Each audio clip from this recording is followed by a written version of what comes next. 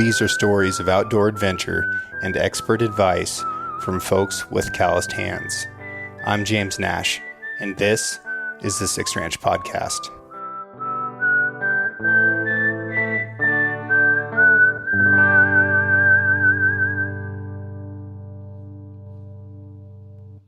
I got my first trail camera when I was 10 years old. It took 8 D-cell batteries and had a roll of film, and I set it up on a dead cow to see what would come in on it.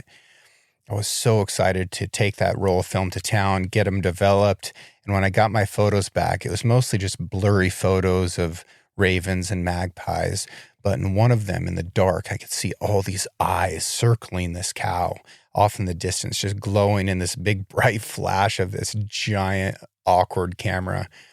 But I was so excited by that I just knew that I'd be running game cameras forever. And they've changed so much since then. The best of the cameras now are made by Tactacam. So these reveal cell cameras will work in places that have basically no cell service at all. So I can get cell service on the camera when I can't get it on my phone. They have live view. They've got active GPS. So if a bear packs my camera off, I can find it again. Or if I forget about it, definitely have done that.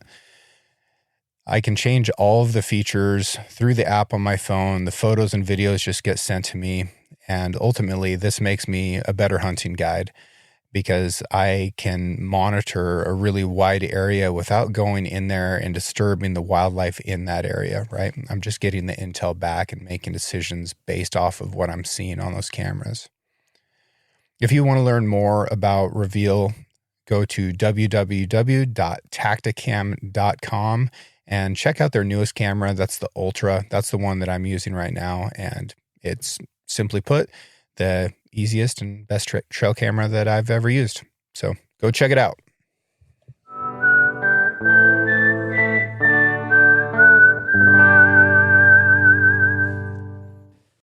If I was going to make a Danny Bolton recipe, what ingredients would I need? Oh, like to make me as a human? Yeah. You're going to need some blood, sweat, and tears. That's for sure. A little bit of boar meat. A little bit of that bacon sizzle grease. And probably some concrete. Definitely a lot of concrete. Make you hard. A little bit of lime in the lungs. Yeah, a little lime.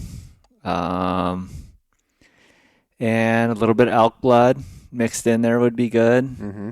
You're going to need a little toxoplasmosis to sprinkle in some of that. Like the flavor of MSG, even though it's not supposed to be good for you. I think that's been debunked, hasn't it? All I know is I ate a ton of Top Ramen when I was a kid. Yeah. And look at you now. Look at me now. Yeah. Peak male performance. I'm not going to endorse Top Ramen as like a performance food, but I think MSG is okay. It makes food taste better. Yeah, for sure. It's I didn't realize till later in life that you can just buy MSG as seasoning. Yeah.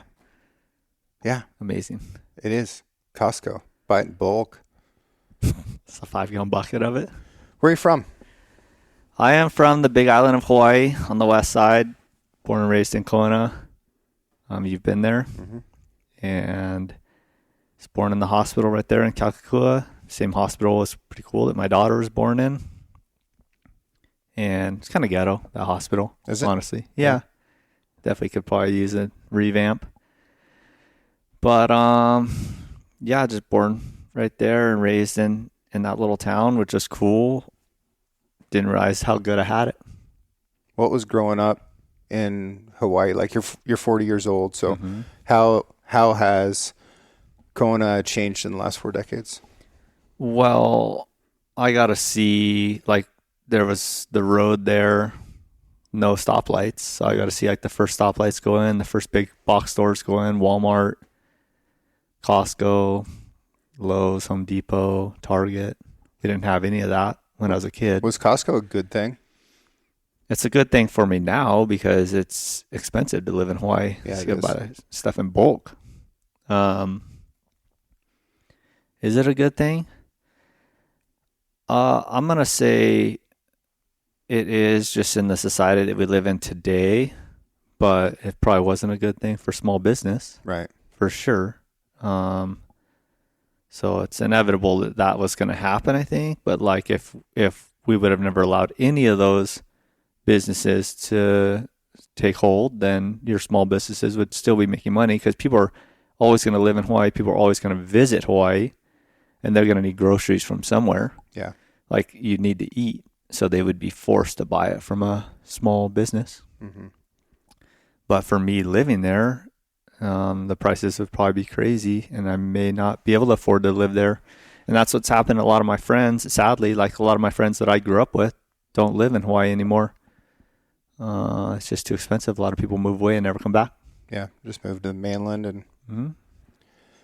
it's an interesting thing. I think in a lot of ways, Hawaii has been a tourist destination since Captain Cook. Yeah, for sure. Has always been a tourist destination. Yep. But I think there was a time where it was a little bit more affordable to live there. Right. Because I mean, you look at like a lot of the help that was brought there, like immigrant help to do the pineapple fields and the sugarcane fields.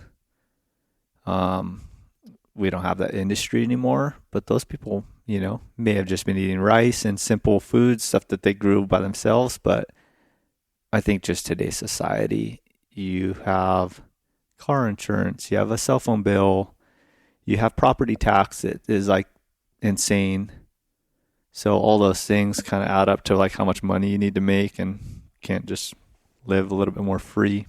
Whereas I think back then maybe you could live more free because you didn't have all those stupid bills you got to pay.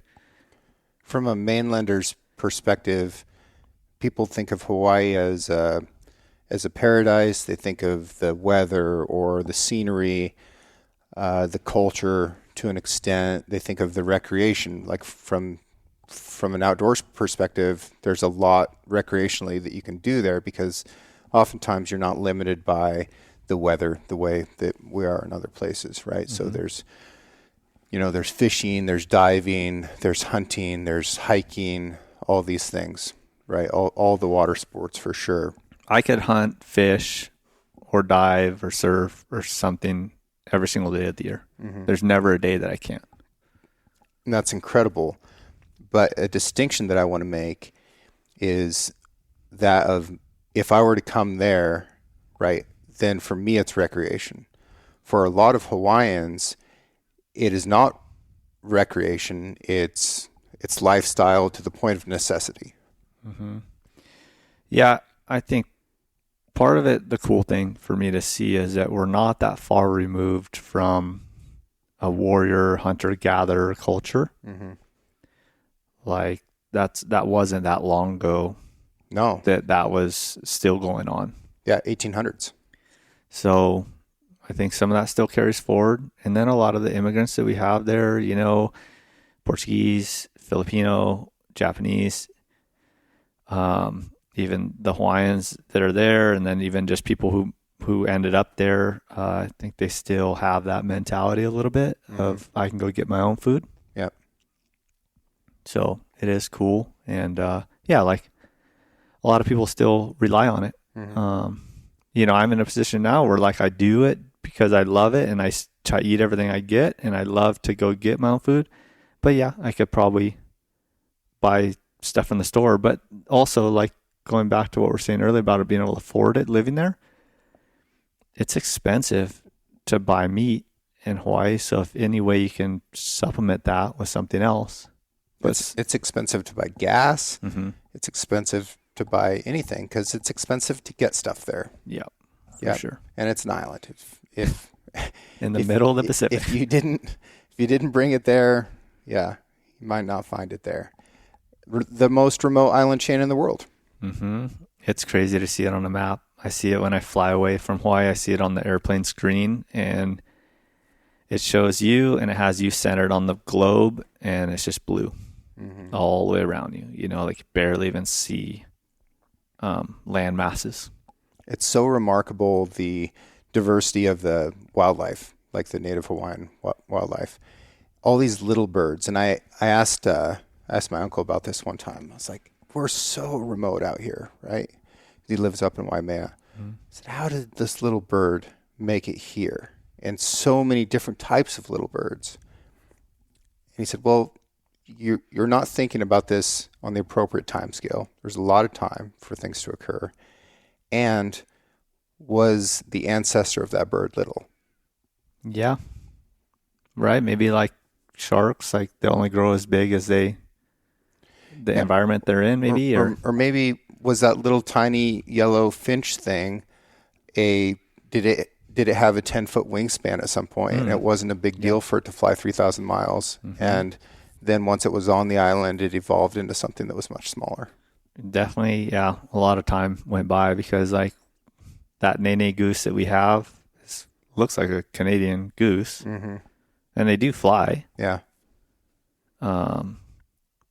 But yeah, all those animals just evolved into what they were, and we had a ton of ground birds that are no longer there because they just did away with their need to fly. But then as soon as we got rats and mongoose, is it mongoose if it's plural? I say mongoose, but mongooses. People say mongooses. I kind of like mongoose. Yeah, mongoose is what I say. Yeah. I got to give a shout out to my friend Sigrid, who had heard me talk for so long about how I wanted a mongoose skull, because I've got all these skulls in my podcast studio. And she sent me one. Her husband built this beautiful wooden box for it, and it was all bubble wrapped up, and they sent a nice note. So that was really awesome, and such a cool little skull too. So that's my podcast studio now, which is not where we're at. We're in the lodge where I outfit for archery elk, and you've been out here guiding with me this week. It's been fun. You know, we made this plan last year, and you flew out. And what is your first archery elk guiding experience been like? Because you've got a lot of experience bow hunting elk, which is a portion of why I wanted to hire you. The biggest portion, though, Danny, is because you've got a great personality, you've got a lot of drive, you've got the right energy to, both be thirsty for the hunt, but also, you're a fantastic communicator with people. So those are the qualities that I look for. And I was like, man, I think Danny would just be perfect for this. And you've crushed it. You've crushed it. Like, I can't compliment you enough on the job you've done this week. I appreciate that. Yeah, so I appreciate that. Thank you. Guiding people. Well, first of all, bow hunting. If people don't bow hunt, I think you should. But just know you're getting into probably one of the hardest things you could possibly do. Not only is it hard just to begin with all the things that you have to get good at. And archery is not something easy to get good at, and it's a diminishing skill. So if you don't constantly practice it, it goes away. Yes, me and you could probably pick up a bow once a year and hit a target at 20. I'm confident in us being able to do that. We've gotten to that point, but it is a diminishing skill. And then on top of that, I think you have a mix of probably the most primal emotions that you can possibly have mixed in with it. Of, if I get this animal, my family's going to survive. And even though we can go to the grocery store, that feeling, and I seen it this week, is still in us. And the gentleman I was with doesn't have a family, but I think it's still just so ingrained in us that you have these emotions that come about before the shot, after the shot. So bow hunting's hard, and then not only is it hard doing it on our own, but then trying to get someone else to get out there and hunt, probably one of the harder animals to hunt. It's nice that they make noise, because then you can, that's like, if they didn't make noise, it'd make it tremendously harder. Talking about the elk. Yes. Yeah. But yeah, my experience has been amazing. I know I have a lot to learn, and I always feel that way. I always be hungry for more knowledge. But I've been loving it. No one has more to learn than the person who thinks that they don't. Yeah. Yeah. So I've gotten good at a lot of different things, and I would say, like, on a base level, decent enough to do it. And what I've learned is the more you know, the more you know that you don't know. Mm-hmm. Because on a surface level, you can see something new, like, oh, bow hunting, that seems pretty simple, like shoot a bow and hit an animal and kill them. But the more you learn about it, the more you realize there's so much more to it that you're just like, okay, I guess there's a ton more here to learn. You can't just be ignorant to making it so simple. Yeah, I think that's the Socratic conundrum is what they call that.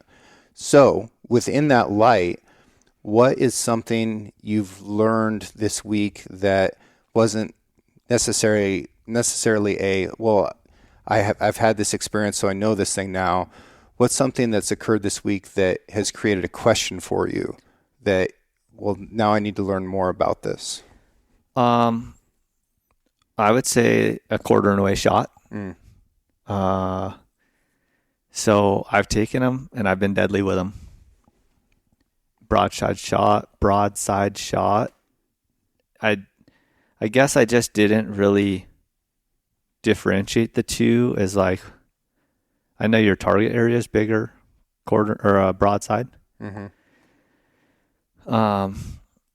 And of course, if you hit them in the right spot, it works quarter and away. There's so much more room for air. Yep. And that's probably the biggest takeaway I'm going to take away from here. And just really pushing for that thing to be more broadside. Yeah. Yeah. You know, I talk about shot angle a lot because I see it as the biggest breakdown in archery success or failure. And I talk about the four most common breakdowns. The first is not understanding shot angle. The second is not understanding shot placement. Then it is using the right gear, and then it's what to do after the shot. Mm-hmm. But that shot angle thing is fascinating. What oftentimes happens, folks, is you will see the situation the way you want it to be in your mind, and you'll stop observing what is actually happening. And then once you draw that bow or settle into the stock of your rifle or whatever, if the situation modifies slightly, you don't necessarily pick up on that, and mentally you're already committed to the shot. And then that's where mistakes often occur. Furthermore, because the elk is such a big animal and has such a big long neck, and they're thick and they're massive, and in these archery situations, by necessity, they're very close. Everybody thinks that they're taking a broadside shot. And then when I get these animals, hung up from the gambrel, I say, okay, was he broadside? Yep, perfectly broadside. And we've got the entrance here and the exit is forward or back. So it's incredibly rare that the entrance and exit actually line up. That shows that it was broadside. So everybody thinks that they're taking a broadside shot when they're not. So if it is quartering, the likelihood is that it's quartering much more steeply than what you realize. And we've got to think about the angles of ribs, right? And what that can do, and how a broadhead has to drive through those, and then the distance it has to travel to get to important stuff. It's tricky. So, something I'm always working on in addition to this stuff is, how do I explain this better? Like what words or images or training can I use to help people understand this better so that they can make those decisions in the field for themselves? Because when they're at full draw, they're the only one. They're the only one who can decide whether to press that release or not. Yeah. And they're the only ones that know where their pin's at. Mm-hmm. But the problem is, like, in that moment, and I've been there, to where you just let instincts take over. Yeah. Thankfully, on my end, I feel like I've put in a ton of work to get my instincts to where I want them to be. Mm-hmm. But some people's, it's hard to read what's going through their head. And it's a hunting situation. You have these elk that are 30 yards to 15 yards, could be even closer. It's not exactly like you can talk super loud. it'd be nice to just be right in their ear. But in that moment, like that's what I was thinking. Like if I could just stand behind the hunter and just whisper right into their ear, but I'm not sure how much even at that moment it's going to actually get in because Right. they're got so much going on. Yeah, they're locked in. They're locked in and you draw back and you're just trying to pay attention to so much. So how much of me in their ear, and what I tried to bring to it is a calmness. And I have, my guys take deep breaths before things are about to go down, and like that calmness and my presence being there, just because you're trying to keep them in the moment and like, so they're not cannot panic, I don't want any hesitation either. But there's, we can always get better, right? There's so many things that we can do, and we'll just have to keep testing which ones we can do. And I think every person is different. You have to read who you're dealing with. Yeah. One of the things that is unique about my guide staff within the elk hunting community is that all of my guides are spearfishermen. And it's not like it's a requirement for me to hire you. It's more so coincidence, but I think it's also the qualities that I see in spearfishermen I find to be incredibly beneficial to elk hunting and to elk guiding. How would you say your background in spearfishing informs the way that you hunt elk? So it's kind of a weird question because, and I'll be decent at answering it, but the things that you learn when no one's teaching you, it's hard to realize that you learn those things. And I know this from training off-road because like there's so many things, so much knowledge I have, and then someone asks you, well, why do you do that? And you're like, well, I don't know. It's because you've done it wrong probably a couple of times and realized that it didn't work. And then you finally did it right. And you're like, oh, I'm going to keep doing that. And so to guide or to teach someone to do something, you really have to get into a different zone. You have to be good at explaining why we do certain things. And I've had to do that with spearfishing too. Like I'll naturally start taking big, deep breaths and slow exhales before I'm about to shoot an animal. I'll be sneaking up on a stalk and I'll be making those big, deep breaths, a slow exhale, something similar to what I would do before I dive. And I'll range it and I'll just try to get in that good mental state. Or I even sat down before and like closed my eyes for a little bit and just try to, because free diving, and we're talking about free diving, spearfishing, a lot of it, you're holding your breath. And to hold your breath for a long time, you need, there's multiple things, but I'll just say two things here. You need your heart rate to be as low as possible, and you need your mind to be clear of all the other clutter, because your mind's the first thing that's going to go. It's going to go, hey, we need air, and then it can cause panic or not. So if your mind decides it wants to panic, it's going to get your heart rate up. So controlling your mind is a huge part of it. And maybe that's what it comes in, because not only are we holding our breath underwater and controlling our mind to stay calm, then when that shot presents itself, you're shooting something underwater. So now I'm above water. I don't need to hold my breath, but you're still trying to keep your mind in that same mindset of, hey, we can't panic here. We need to be calm. And two, like me and you have talked about, more so than any other animal, I think fish can sense your intentions. And we talked about animals being able to do that too, and I fully believe in that. But if you see a fish and you're just so eager to kill it, he senses that and he's like, nah, I'm going to stay over here, like right out of range. Adios. Yep. Yeah, I think that the medium of water helps.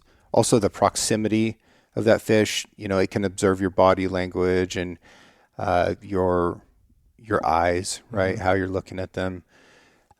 We try to hide when we're spearfishing, but like those fish are all fully aware that a big living thing is laying on the bottom of the ocean that didn't used to be there. So it's not like they don't know that we're there. They do, and they can really sense your intentions. If you dive without a spear gun, you will just be covered up in fish a lot of times. And then if you dive with a spear gun that isn't loaded, you can have the same experience. And then while you're down there, if you pull those bands back and load that gun, or pull that 3-prong back, those fish immediately act different. And So there's that proximity thing. There's the medium of water to be able to maybe transfer some kind of electronic signals from us and all those things. There's no reason why they shouldn't be able to feel your heartbeat and feel those rhythms change. Maybe in the air, that's less capable. And then we have a greater distance, that proximity to these elk, and maybe they can't see our eyes, or maybe we're able to hide a little bit better, whether it's in front of or behind some vegetation or over the defilade of a hill. But I do firmly believe that those animals can still sense our intentions, because they act differently when we're there. Even if we're downwind, even if they can't hear us, even if they can't see us, they act differently than they do when I'm recording them on a game camera. Yep. Or just looking at them through glass, you know? Yeah. I try not to stare at elk. Yeah. Even through your binos? Yeah, even through binos. Like, I try not to look at their eyes. And, you know, when we're getting into the shooting scenarios, I'm really trying not to make eye contact with them. And, you know, maybe I just look at their feet, or I just look at the kill zone or something like that. Definitely don't look at the antlers. I pick up quite a few shed antlers that have arrow and bullet holes in them. Oh, my goodness. And I don't think that is just like the lottery of coincidence of where projectiles can end up. I think a lot of people are hunting because they want antlers. Yeah. And that's what they end up looking at, and that's what they end up shooting. Yeah, it's target asphyxiation, right? They probably teach that. And did you do skydiving, parachute stuff? I did not, no. They tell, like, Air Force guys, they'll tell you that. And then same driving school, we teach that. Is like, if you want to hit something, look at it. Yeah. And so you'll see these rocks in the middle of the road, and you can either put that rock under the vehicle if it'll fit, or off to either side. But the important thing is to look where you want to go, and let all that other stuff fall into your peripheral vision. And if you stare at rocks, you'll hit them. When I was riding bareback horses, rodeo, you know, you've got that rig, and it's like a suitcase handle. It's sitting right between your legs that your hand is shoved into with, we put rosin on your glove as well, heat it up like sap. And I mean, that glove is tight. You think your hand is never, ever coming out of there. And you have to like pull each finger individually to get it in there. And then you roll your knuckles back and you sit down into it, and, you know, push your legs forward in that horse's neck and pull your right hand back, and just, you know, get ready for everything that could possibly happen. Nod your head. The chute gate swings open, and you look at that horse's mane right in front of your hand, and you lift with your hand, and you push your forearm down into your thigh, and you spur and try and get in the momentum of the way that horse is deciding to buck. If you look at the arena dirt, you're going to hit that part of the dirt. It's the same thing. Yeah. It's the same thing. Yeah. I do want to talk about off-road driving. Tell me about your experience there and what you do. And like, let's define for the audience what off-road even is, because I used to be very confused about this. Yeah. So, I mean, just as like a marketing tool by all the big companies, off-road basically means anything off the pavement, right? So like just a dirt road. Yeah. Which is funny because we talked, and you want to explain what you thought it was. Yeah, so I'd grown up on dirt roads primarily. I'd driven way more dirt roads and gravel roads and logging roads than I had pavement. You know, I didn't live in a place that had stoplights until I was like 23 years old. I thought that off-road meant that there was no road, that you were just like driving, you know, where there were no roads, you know. And I'd seen like a setting on one of my first motorcycles that was for off-road, and it was a 500-pound motorcycle. And I was like, damn, people are really just stomping out through the bushes in this thing? That's gangster. That's so funny. Yeah, so my off-road journey, I mean, we grew up, you know, in Hawaii, and like it wasn't all paved. Sadly, like one of the coolest beaches to go to that we grew up going to when we were kids, you used to have to drive probably an hour and a half off road, and it was like a rocky dirt. It It wasn't rock. It wasn't dirt, but it's rocky road down to the beach. And if you didn't know how to drive and didn't know how to not like pick the right lines, you would bottom out and, you know, rip your oil pan and drain your oil out or break an axle or something. So just out of necessity to go to some of these places, you had to go, quote unquote, off-road. So I think from an early age, my dad just let me sit in his lap. Mm-hmm. And then as I got a little older, one of my dad's friends let us borrow a little 50 dirt bike. Mm-hmm. And I got to ride that and kind of fell in love with dirt biking. And then he bought me a KX60. It was a KX60 at that time. It wasn't a 65, but Kawasaki 60cc dirt bike. And that's all I wanted to do was just dirt bike all the time. And thankfully, my older cousin, Ryan, also had a dirt bike. So he, you know, I was young. I was 10 years old, 11 years old. So he would pick me up and we'd go ride, or my dad would take me. I just go above the house. There's like some dirt, nothing special. But then we had this ranch property, which is now where the coffee is. Mm-hmm. And they had dug this reservoir out on the neighbor's property so that they could have a nice big reservoir. And they dug all this topsoil out of that so it could be deeper. And we trucked it over to our property and dumped it. So we had this area that was just all this topsoil. And it started as just riding quads, like four-wheelers and our dirt bikes just through all the piles of dirt. Because like a dump truck load and another dump truck load, you know, you'd have all these like little bumps and stuff, and we made like little paths through that. So a lot of four-wheeling, a lot of dirt biking. Then we started building dirt bike jumps and stuff. And we had junky cars that we would get.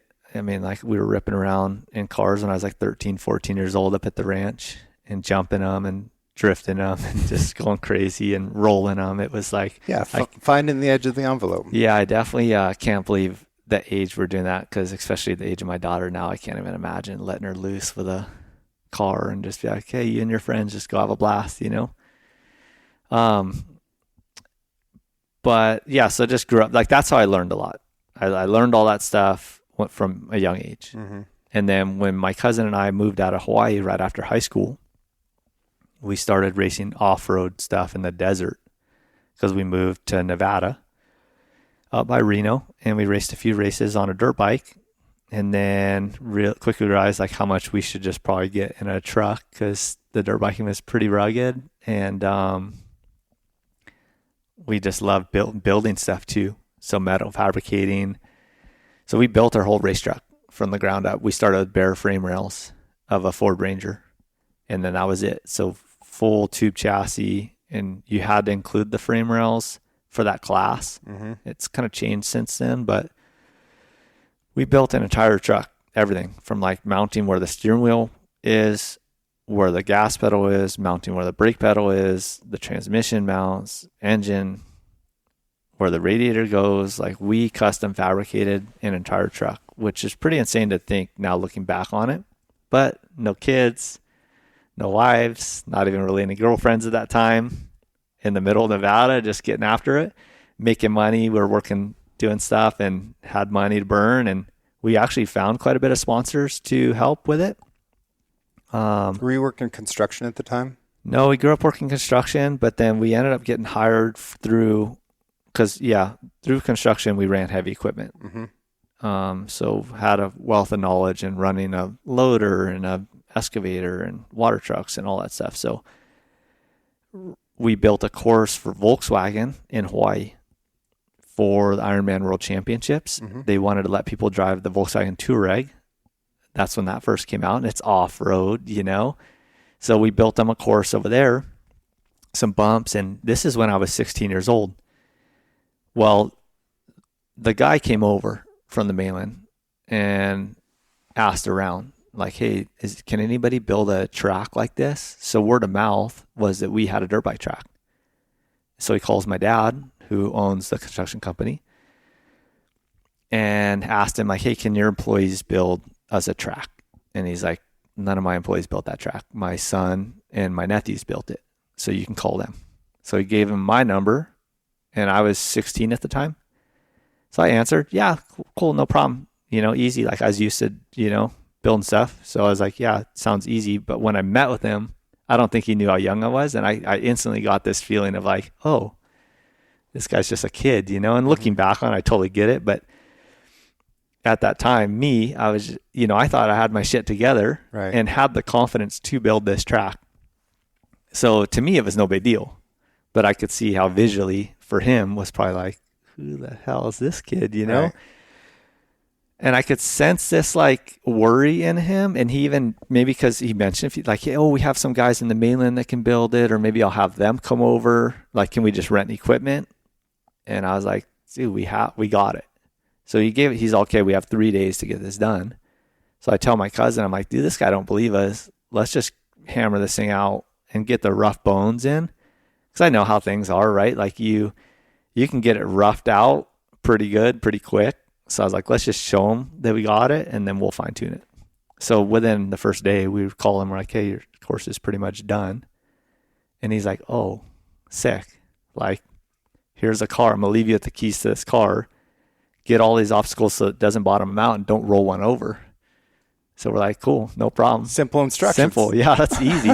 So we end up building all this stuff like right on the edge of bottom, like you're skimming stuff. Mm-hmm.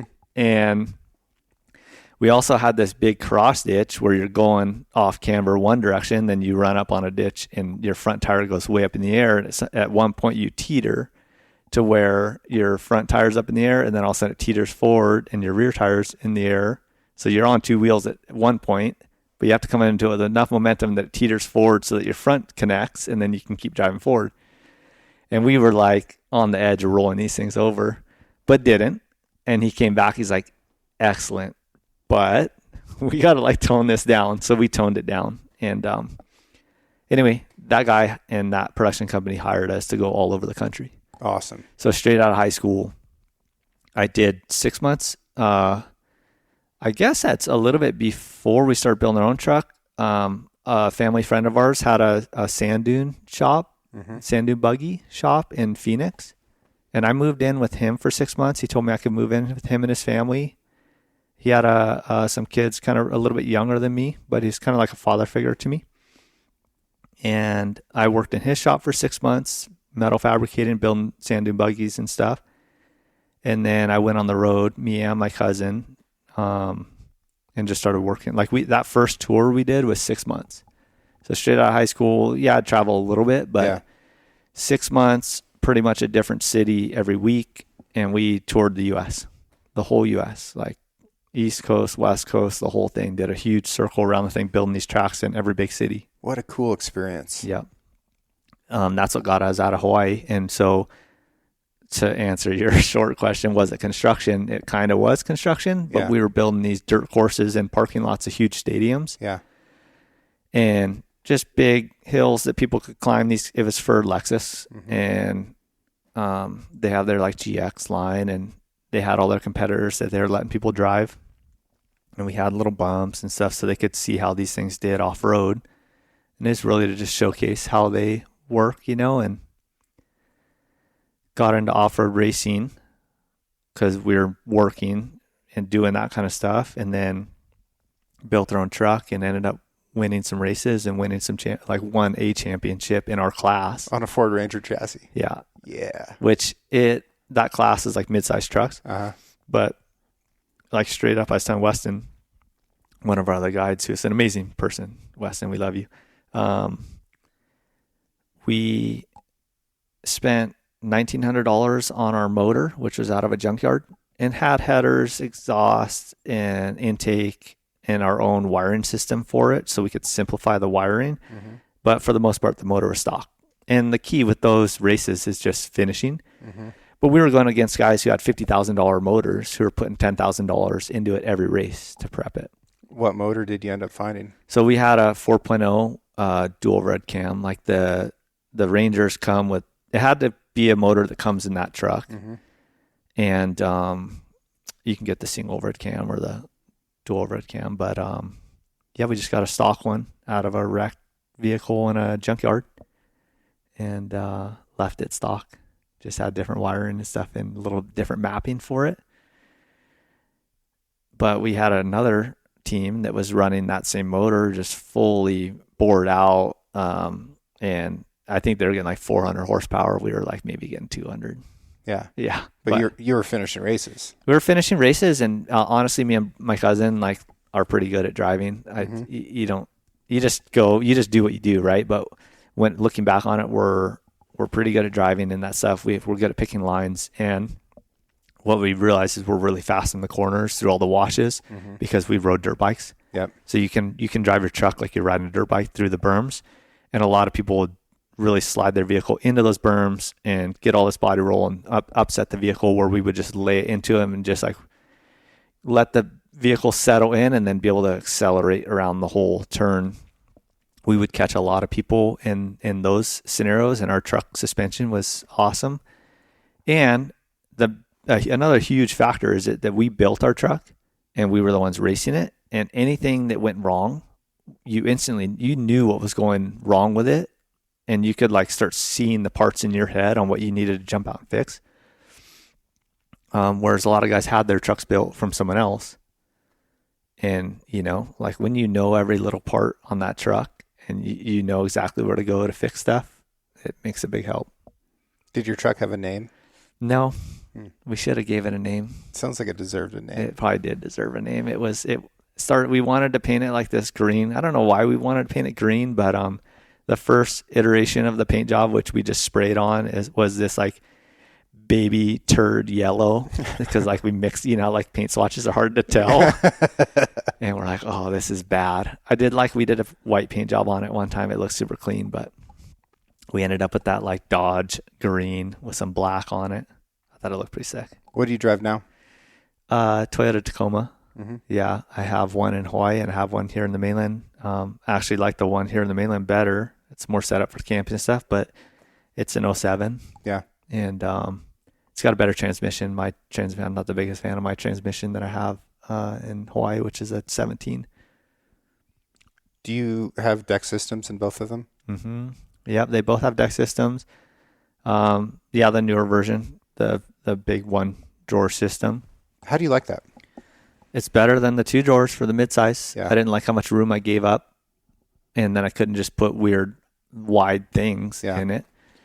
I'm doing a project right now with that mega drawer one, because I can put a bow in there that has everything on it. Yeah. Right. Your stabilizer. Take the stabilizer off. The quiver can stay on it. I like having that one just giant thing. So, but I haven't got to use it yet because my project is still going. So I'm glad to hear that you like yours. Yeah, I like mine. One of my favorite things, I don't know why, it's just like that nice mat that goes on the top, like the anti-slip mat. Do you have the rubber one or the foam one? I think it's foam. Yeah, that's what I put on them too. Yeah. It's such a good piece of gear. Yeah, it just keeps stuff from sliding around. I can throw my cooler in the back and not even tie it down. Probably should tie it down, but I don't. It's not going anywhere. It's nicer barefoot too. Mm-hmm. Yeah. Yeah, and like lay down back there. Like, I could sleep back here. But yeah, when I throw coolers back there, because I am definitely guilty of not always strapping the stuff down that's in the back of my truck. Yep. And when you have that stuff on there, traction mat, I think it's called. It's great. Stuff doesn't move around, doesn't fly out of your truck as bad. Yeah. Yeah, good company. We both do some stuff with them, and I really like the people there. The product's good, and I'm always a sucker for people and like the people who work at these places, and I like working with good people. Mm-hmm. Yeah. No, it's incredibly important to me. As I've matured in this profession, it's the biggest thing, right? Somebody could have a tremendous product, and if they're not treating their employees well, and their employees maybe aren't the type of people that I would hang out with under any circumstances, I'm just not going to work with them. Yeah. Yeah. So I like to show up when I'm working with a new company. I like to show up at the end of the day, at the end of the week, and see how employees are leaving work. Mm. And if they look happy, then it's like, oh, this company takes care of people. If they look like they cannot wait to get out of there and they're just dumpy, and it's like, man, it's kind of a life-sucking experience. Yeah. And it's like, maybe you're not, like, this isn't the best work environment. Mm-hmm. Yeah, I found that to be a good little test. I like that. I might take that. Yeah, try it out. Try it out. Because I've definitely showed up to companies on both sides. And if it looks like people are just dreading being at work at the end of the week, then that's a deal breaker for me. Yeah. And we have to work with those people. So like, you want to know you're working with somebody who cares about what they're doing and is excited for what you're doing, you know? And everybody has bad days and whatnot, but I try and look at that. I'm fired up for this little project. I haven't told too many people about it yet. It should be done the next 3 or 4 weeks, and then I'm gonna put it to the test. Going spearfishing in Baja. No way. So stoked. That's so gonna be stoked. awesome, dude. It'll be probably 10 days of driving there and back again, plus 6 days of spearfishing. So I'm fired up. That's gonna be awesome. I can't wait to see how that goes. But got a few more days of guiding out here. The last 2 clients are going to show up tomorrow. Bulls are cooking right now. They're so fired up. Yeah, they were screaming this morning. It's crazy. They're still not mounting, I don't think. Like the ones I was watching yesterday, I was watching them round. They're definitely rounding up all their cows and pushing the other bulls off. But yeah, I feel like they're going to be breeding here pretty soon. The next 48 hours. Yeah. The next 48 hours will be the peak of it. And we've got a better moon phase. Early season, we had the full super blood corn moon, and it was hot. Man, those were tough conditions to hunt in. I think everybody all over the country probably struggled in early September this year. We still did okay. You know, we got our bulls, but we had to change our game quite a lot. Now the moon's getting a lot better. We're later into the season. We're working into this peak estrus time period, and there's a lot of noise coming out of these elk. Yeah, it's funny with social media or even just texts from friends. You see, like, the last couple of days, there's a lot of bulls that just went down. I'll give people a little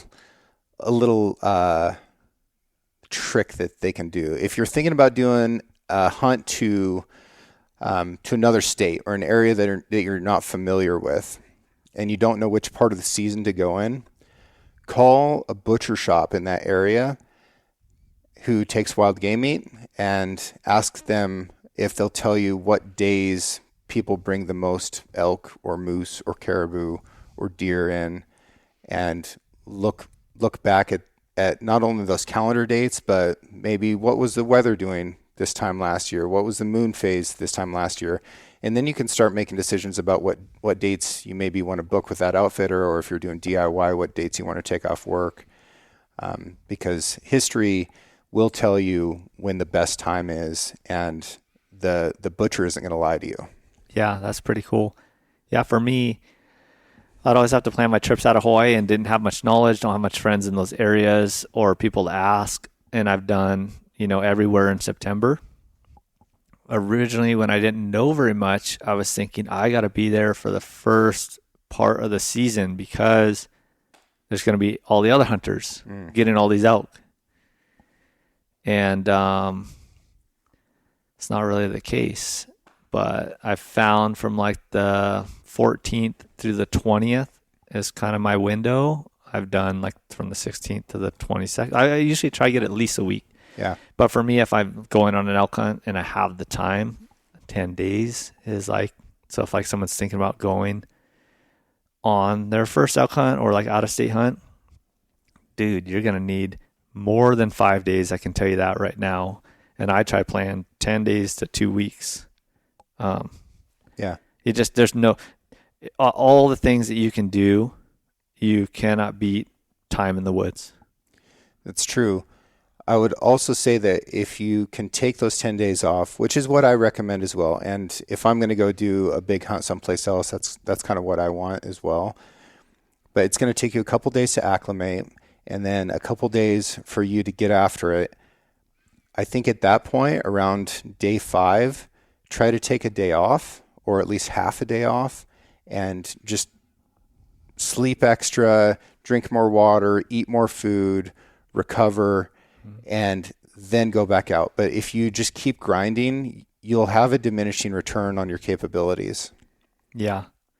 I've definitely hit a wall. I can only hunt really hard, and I mean like hunting all day straight, waking up plenty early, staying out as late as I have to, hiking back to camp, whatever I got to do. I've got 3 days of going hard before my capabilities significantly drop off. So that's where I need to take a break and then go do it again. I've climbed a tree after not seeing elk on day 7 and sat there and cried. Yeah. Just like, my emotions were so messed up anyway from lack of sleep. Right. And all the other stuff. And I just was like, this is so hard, which is funny because like there's harder things in life, but still like in that moment, you're just like so beat down. I remember like I'm not sobbing or anything up there, but I was definitely like teary eyed, like, oh, I'm beat, dude. And that's what it is. Yeah. That's what it is. But you take a little break. Yeah. And then you go try again. I climbed up. Yeah. I couldn't see shit. I brought binos, never used them that whole trip because I didn't realize how thick the forest was. Mm-hmm. And so I finally I'm going to climb this tree so I can see something. Yeah. Sat up in that tree. It's funny. It's hilarious. What's the best hunting trip best, most underrated hunting trip that you've been on outside of Hawaii? Oh man, I don't know if I want to blow it up, but well, you don't have to give details. Yeah, I would say I'm sorry, Alaska, but I'm gonna blow you up a little bit. Like Alaska definitely has the most adventure to be had. I think everybody's aware of Alaska. Yeah. Like we're not gonna change that state, and Alaska is a great equalizer too because. Man, the weather and the terrain will humble people that aren't capable. Yeah, like you go up there once, and if you don't have it, you're not going back. Yeah, you got to love it. Yeah, and you kind of have to love the misery of it. You have to love the misery. Yeah, that's all it is. You have to know that in the moment you're going to be just suffering, but you're going to come home with the best memories.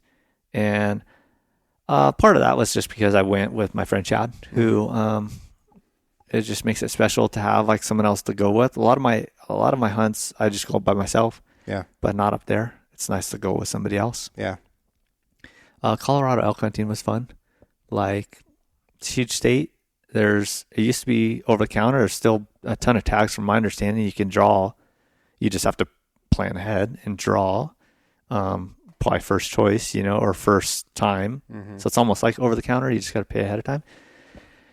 And where elk live, that's kind of where you want to be as far as like camping and stuff and hiking around. Like you're in these mountains, you're smelling that fresh air. There's little streams. It's just like there's wildflowers. It's the perfect time of year if you archery.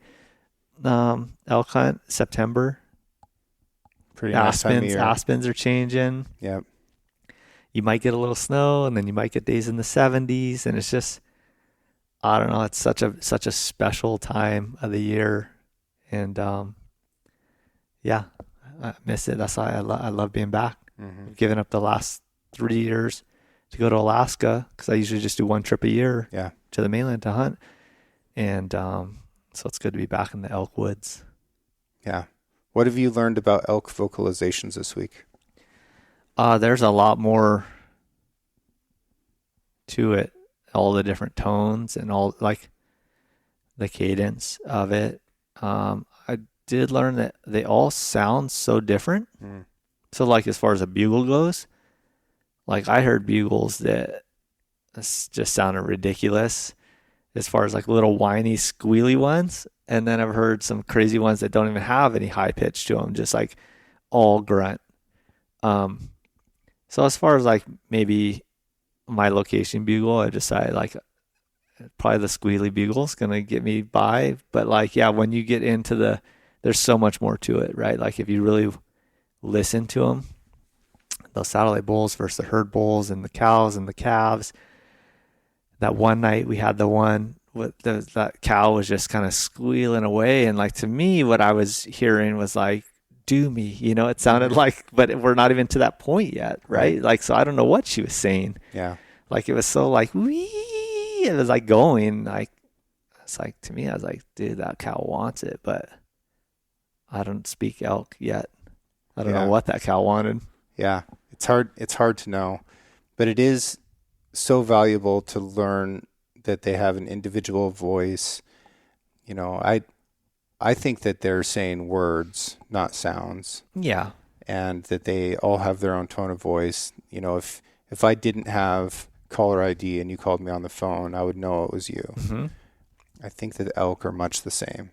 And when we roll into the woods, we're identifying as a stranger. Like, we're not a known elk. Even if your sounds are dialed in and you're making perfect elk sounds, you're making elk sounds of an individual represented by you.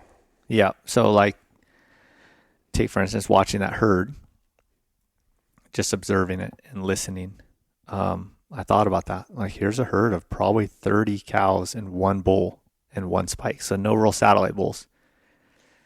And in my head, I'm like, okay, well, if I let out a cow noise, I wonder if they all know, like, I'm a stranger cow. Even if I make cow noise very similar to one of them, I'm still like an outsider to them. You know, I'm not part of their little clique. So they're going to be like, wait a minute, who's this? You know, like, that's not Susie. Mm-hmm. Yeah, and maybe they don't want another lady joining the pack. Uh-huh. Yeah, so there's calling elk, there's a lot to be learned there. Yeah. A lot is in the setup. Yeah. And people who are good at it, my respect for them just goes, you know, higher and higher every time I learn more about it. Yeah. Yeah. I also, I've talked about this before, but I think that there's so much more to elk hunting than elk calling. And it's fun and it's exciting. It's not the only way to hunt elk. And I think that people should try to hunt them without calls a little bit more often. And you'll learn quite a bit doing that. So I'll give you my, for anybody listening out there, I knew nothing about elk hunting, came from Hawaii, and killed a lot of elk. So one thing I got good at in Hawaii is spot and stalk hunting. And they don't make any noise, so you got to get in there. You can't call them. You're talking about axis deer? Some you can. Axis deer, sheep, pigs, goats. You're not calling a pig. You can make like a squealy noise, I guess, and like it's distress, but I'm not calling them. So my mindset going in was like, okay, I need to just stalk in on these things. Well, elk, it is nice that they make a noise because then you can locate where they're at, especially in thick timber. So it is nice to have a way to get them to give away their position. So going into my first elk hunt, my plan was just to go try stalk one and just get in. And I figured if I could find them, I could kill them. Like, that's my mindset. I did have a cow call and I did have a bugle. And my one friend who hunted elk gave me this advice. He said, don't bugle in the daytime, especially public land. If you're going to bugle in the dark. So before, usually like 4 in the morning, 4 or 5 in the morning, because then you're more likely to get a proper response instead of another hunter bugling, or the other hunters are hopefully asleep still, and at least you have a general location. And then I would locate them, and then during the day just hit a few cow calls. And I did have some bulls respond, back then, and was able to cow call, have a bull respond. Then I would just shut up and just sneak into them, and that's it. That was my technique. Mm-hmm. Is just figure out where they're at, and then just from there, once I can locate them, because I couldn't visually see them, once they give away their position, and I could hear them, then I would just sneak in there and just try to be as sneaky as possible and go kill one. And I am kind of jealous of the guys who can get in there and call and like get these things to run to you, because it is really hard to sneak into bulls, especially with cows. But yeah, that was kind of my go-to for a long time. I'm definitely learning more. It's hard, but it's possible. And I guess my point is, if you force yourself to try that, you're going to experience elk acting the way that they act without you having altered their behavior by calling ahead of time. Yep. So you just learn more about their rhythms. Yeah. And I say with calling too, like, I always feel like if you call, they're going to come looking for what that call was. So like if I don't call, they're not looking for me. If I make a little cow noise, well, they're going to come looking for a cow, and they're going to be searching for something. Yep. And they're going to, most likely see me, where if they're just feeding out there in the field, they're not exactly looking in my direction, Yeah. Well, I think we probably called in 10 or 12 bulls this week, inside of 50 yards. And, we had a really nice bull at 28 yards from a hunter. But it was a frontal shot, which he didn't take. Proud of him for that. Like, that's not a shot I want anybody taking, because it's such a small target, high risk of failure. We had some great experiences on the ground calling. It was a lot of fun. Yeah, it is fun. It is a fun hunt, It is fun. Like the adrenaline is there. Yeah. Yeah. Good highs, good lows. Lots of learning. Lots of learning. All right, brother. Well, what's next in the adventures of Danny Bolton? What can people look forward to following along and vicariously observing? Yeah. So I'm going to film another episode of our series with Decked after this. So going to go skate and fly fish with David Gravett, and then back to Hawaii and get some stuff done at home. Yep. So always looking to fish or spearfish or hunt. Those kind of things just come about, and then just being a family man. Yeah. Where can people follow along with that Decked series? It's on Deck's YouTube. Okay. Yep. So if you go on Deck's YouTube, I think the series is called Let's Get After It or Getting After It. I forget, because you guys did one. Yeah. There's I had a Get After It series. Get After It, yeah, with Nash. So you guys should go watch that on YouTube. And then so our series is Let's Get After It, and we did surfing. I went with Ben Wilkinson, and we surfed big waves. It wasn't huge, but got to see all the big wave equipment. And then we went storm chasing with Ricky Forbes, which is epic. Saw my first tornado. One that hasn't come out yet is mountain biking with Kyle Strait, and then I'm going to be skating with David Gravett, so that'll be fun. And then I started my own YouTube last year, so we're hoping to get some more stuff up on that. What's that one called? Boreman TV. Okay. Yeah. Yeah. And how can people follow you on the Instagrams?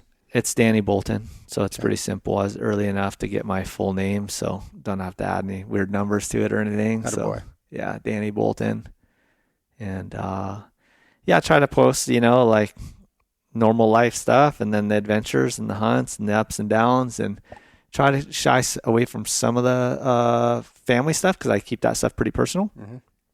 But proud of my family and who they are, and love my little daughter. She's a killer. So yeah, and a prankster for sure, which you and your sister know all about. We like that. Like that. All right, dude. Well, thank you so much for your work this week. Been great getting to hang out, and looking forward to the next time. Folks, follow along with the adventures of Danny Bolton. Thanks, Nash. Appreciate it. Cheers, buddy. Yeah. Thank you to everyone who has taken the time out of their busy lives to write a review for the show and share it with their friends. I'm extremely proud of how intelligent, engaged, and adventurous this audience is. Original music for the Six Ranch podcast is written and performed by Justin Hay. Art for the Six Ranch podcast was created by John Chatelain and digitized by Celia Harlander. Thanks for listening, and we'll see you again next week.